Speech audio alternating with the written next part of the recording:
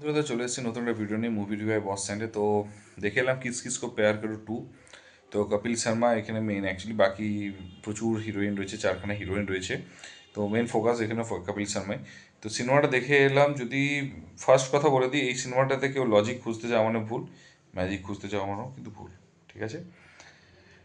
Actually এই রিভিউটা আমি চাইছি যে হয়তো কপিল শর্মার মতো এত আমি পপুলার হতে পারি না, কিন্তু বাট হ্যাঁ, ওর মতো করেই আমি অ্যাকচুয়ালি বানানোর চেষ্টা করছি। যে ও বলছে না, যে অ্যাকচুয়ালি ও যে শোতে যেটা বলে যে যে প্রত্যেকটা মেয়ের সাথে ফ্লার্ট করে, ঠিক আছে? তো বেসিক্যালি ওইভাবেই ওকে সিনেমাটা বানিয়েছে, ঠিক আছে ভাই? এখানে ফ্লার্ট করার ব্যাপারটা এবং পার্ট 1 এবং পার্ট 2 এর মধ্যে আকাশ পাতাল পার্থক্য না, কিন্তু পুরোটাই সেম রেখেছে। শুধুমাত্র এইখানে হচ্ছে বিভিন্ন মানে রিলিজনের লোককে ঢুকিয়েছে।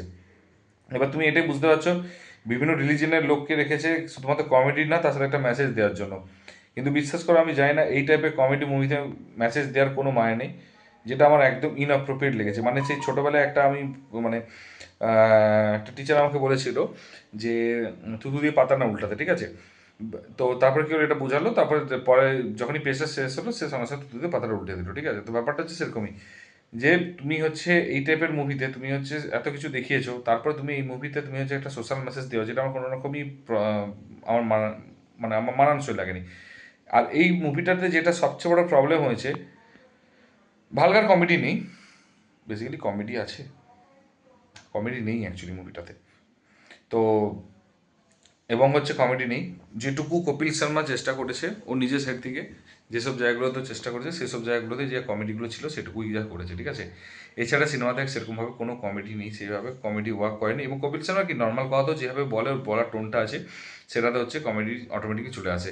কিন্তু প্রবলেমটা হচ্ছে কপিল শর্মা তো ওয়ান ম্যান আর্মি নয় এখানে। তার কারণ হচ্ছে, সে যদি ওয়ান ম্যান আর্মি হয় তাহলে কপিল শর্মা সই লোকে দেখবে, কেন হলে গিয়ে সিনেমাটা দেখতে হবে? তো ডেফিনেটলি এখানে কপিল শর্মাকে এটা মাথায় রাখতে হতো। আমার গতবারে যেটাতে ছিল, ভালো ভালো স্টার কাস্ট ছিল, এবং আরবাজ খানের যে একটা ইয়ে ছিল, কানে শুনতে পায় না, এবং সেটাকে নিয়ে একটা কমেডি বানানোর চেষ্টা করেছে। এবং প্রত্যেকটা হিরোইন কিন্তু যেগুলো, সে কিন্তু যথেষ্ট ভালো অ্যাক্ট্রেস, ঠিক আছে? তো ওরা হচ্ছে একটা ভালো ওয়ার্ক করেছিল এবং ভালো কাজ করেছিল, এবং সেগুলো হচ্ছে ভালো লেগেছিল সবার। তো তো সবার মধ্যে ভালো। তো আরবাজ খানের যে জিনিসগুলো রয়েছে, সেগুলো হচ্ছে খুব সুন্দর কমেডি ওয়ার্ক করেছে, এবং অ্যাক্ট্রেসগুলো যথেষ্ট ভালো কিন্তু কমেডি ওয়ার্ক, মানে ভালো কমেডি করেছে।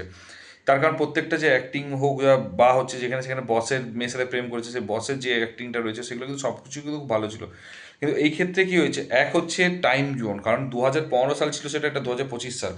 দুটো কিন্তু ডিফারেন্ট, দুটো কিন্তু ডিফারেন্ট টাইম জোন হয়ে গেছে, ঠিক আছে? এর ফলে অলরেডি পিছিয়ে গেছে। এবং অ্যাকচুয়ালি আমাদের যদি দেখা হয়, 2015, 16, 17 কিন্তু হতো না, কিন্তু কোভিডের সময় ওই টাইমটায় মানুষ 2 বছর ধরে যে পরিমাণ ওটিটিতে যে পরিমাণ সিনেমা বা ওয়েব সিরিজ দেখে নিয়েছে, বা যে পরিমাণ কমেডি দেখে নিয়েছে মানুষেরা, এর ফলে কি হচ্ছে, মানুষ অলরেডি কোয়ালিটি টাইপেরই পছন্দ করছে। অডিয়েন্স কিন্তু আজকাল কোয়ালিটি কন্টেন্ট পছন্দ করছে। অডিয়েন্স কিন্তু আর কিন্তু সেই বোকার মতো হচ্ছে না। নাহলে একটা সিম্পল কথা বলি, একটা এক্সাম্পল ছোট্ট দিয়ে দিই। সেটা হচ্ছে অক্ষয় কুমারকেই নিয়ে দেখো। অক্ষয় কুমার হচ্ছে ঠিক কোভিডের আগে ও প্রত্যেকটা হচ্ছে দেশাত্মবোধক মুভি করেছে। সে গোল্ড হোক, সে হচ্ছে কেসরি চ্যাপ্টার 1 হোক, বা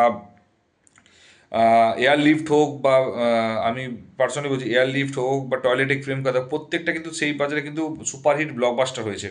সে অক্ষয় কুমারই কিন্তু এখন একটা হিট দিতে অবস্থা খারাপ হয়ে আছে। অ্যান্ড সেটা হচ্ছে সিকুয়েল প্রিকুয়েল না, সূর্যবংশী হচ্ছে মাল্টি স্টার কাস্ট ছিল বলে তার জন্য ইনকাম করতে পেরেছে। OMG 2 হচ্ছে কী বলে মাল্টি স্টার কাস্ট ছিল, এবং আগে প্রিভিয়াস ফ্যাক্টরটা কাজ করেছে, তার জন্য OMG 2 হচ্ছে হিট করেছে। এবার হচ্ছে হাউসফুল 5-এর মতো সিনেমা হচ্ছে মার খেয়ে গেছে। তো ব্যাপারটা হচ্ছে যে পুরো জনারটা অ্যাকচুয়ালি কোভিডের আগে একটা আলাদা ফেজ ছিল, কোভিডের পরে একটা আলাদা ফেজ হয়ে গেছে।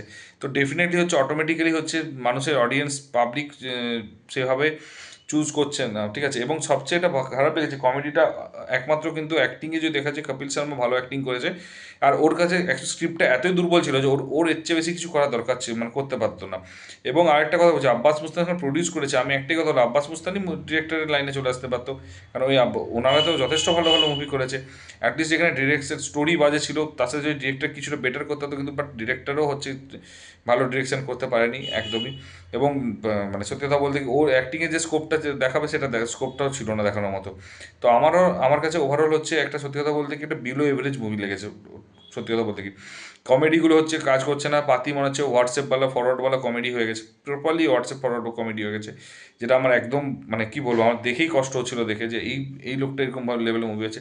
এবং সাইড অ্যাক্টারগুলোকে মানে আমি জানি না, বাজেট কমানোর জন্য মানে সাইড অ্যাক্টারগুলোকে নিয়েছে কিনা জানি না, আমি সিরিয়াস বলতে একটা সাইড অ্যাক্ট্রেসেরও একটা সাইড অ্যাক্টার কারোরই, হিরোইনগুলোর কারোরই কিছু হয়নি, অ্যাক্টিং ভালো লাগেনি। এবং স্পেশালি যখন যেটা মানে মেন গার্লফ্রেন্ড, সে যখন কোনো কথা বলে দিচ্ছে তখন মনে হচ্ছে না ভাই কি বলছে ভাই, এটা হোয়াট ইজ দিস, মানে what she is trying to tell, মানে এরকম একটা ব্যাপার।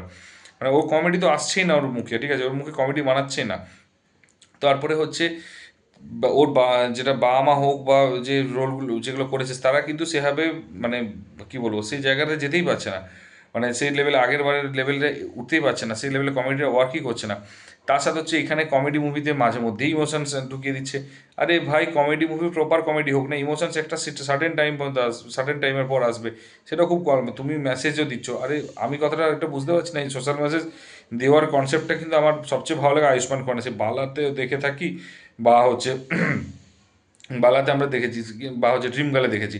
তো তুমিও যদি আজকে এসে যদি বলো যে আমি এই টাইপের সোশ্যাল মেসেজ দেবো, এই কমেডি এটা যেটা একদম আউট অ্যান্ড আউট হচ্ছে প্রপার কমেডি মুভি, তুমি সেখানে হচ্ছে এটা আমার পার্সোনালি মনে হচ্ছে এটা ভুল, এই কনসেপ্টটা একদমই থাকা উচিত নয়। তো আমার যদি কেউ বলে থাকে মুভিটা কত, আমি বলবো আর ক্যামেরা আর যেখানে স্টোরি খারাপ, ডিরেকশন খারাপ, যেখানে হচ্ছে স্ক্রিন প্লে খারাপ, যেখানে সাইড অ্যাক্টারদের অ্যাক্ট্রেসদের অ্যাক্টিং খারাপ, যেখানে স্টোরি খারাপ, সেখানে সিনেমাটোগ্রাফি বেটার হয়েছে, মিউজিকের একদম বাজে লেগেছে, গানগুলো একদম বাজে, স্পেশালি হানি সিংয়ের সাথে ফুরুট বালে যে গানটা করেছে একদম বাজে লেগেছে, মনে হচ্ছে না ভাই তুই ওই ফুরুটটা শুনেই মনে হচ্ছে না বেরিয়ে যায়, এরকম একটা ব্যাপার।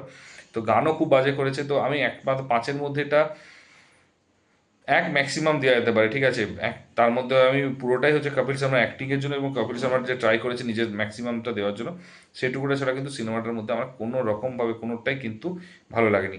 তোমরা যদি কেউ দেখে থাকো কীরকম লেগেছে অবশ্যই কমেন্ট বক্সে জানিও। যদি ভিডিওটা ভালো লেগে থাকে একটু লাইক কমেন্ট শেয়ার করো বন্ধুদের মধ্যে, ভালো না লাগলে ডেফিনেটলি হচ্ছে ডিসলাইক করে কিন্তু জানিও কেমন কেন খারাপ লেগেছে। আর যদি চ্যানেলে নতুন হও তো একটু সাবস্ক্রাইব বাটনটা টিপে দিও। দেখা হচ্ছে পরের ভিডিওতে, ভালো থেকো, take care, tata, bye by.